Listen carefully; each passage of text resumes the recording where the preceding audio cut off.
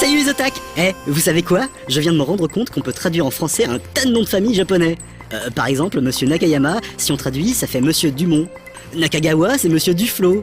Matsushita, c'est Monsieur Despins. Monsieur Hara, c'est Monsieur Deschamps. Et mon préféré, Monsieur Hashimoto, bien sûr. Texto, ça fait Monsieur Dupont. Tremblez, mortels, l'apocalypse est proche. Un de vos pires cauchemars semble être sur le point de se réaliser.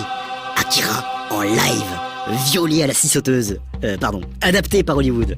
Le scénario serait assuré par Steve Kloves, qui a œuvré sur la saga des Harry Potter, et serait sur le prochain reboot de Spider-Man, prévu pour 2012 selon IMDb.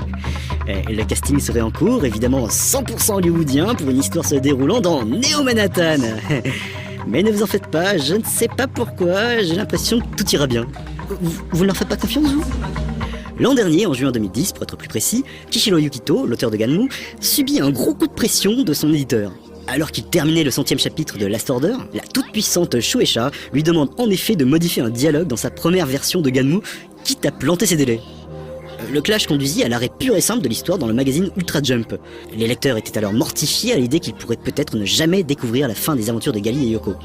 L'attente fut longue, mais l'auteur a annoncé récemment sur son site que la publication de son histoire allait bien reprendre.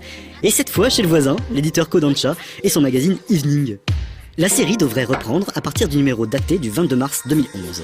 L'auteur précise aussi sur son blog, à côté de la réplique du lightsaber de Darth Vader qu'on lui a offert pour son anniversaire, que Kodansha devrait procéder à une nouvelle édition de Last Order, les 15 volumes précédents se transformant en 10 nouveaux volumes plus conséquents.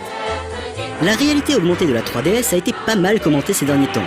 Un groupe de japonais a voulu tester le procédé sur grande échelle en reproduisant en très grand les cartes fournies par Nintendo. Après quelques tâtonnements et beaucoup de patience pour trouver le bon angle de vue, ils ont réussi à faire apparaître un Mi aussi grand que le robot géant Tetsujin 28 Go, présent en taille réelle à Kobe. Une performance que l'on pourra véritablement qualifier de gigantesque, voire monumentale. Pardon.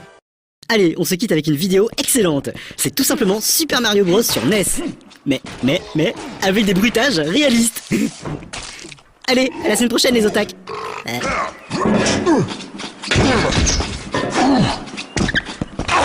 My arm!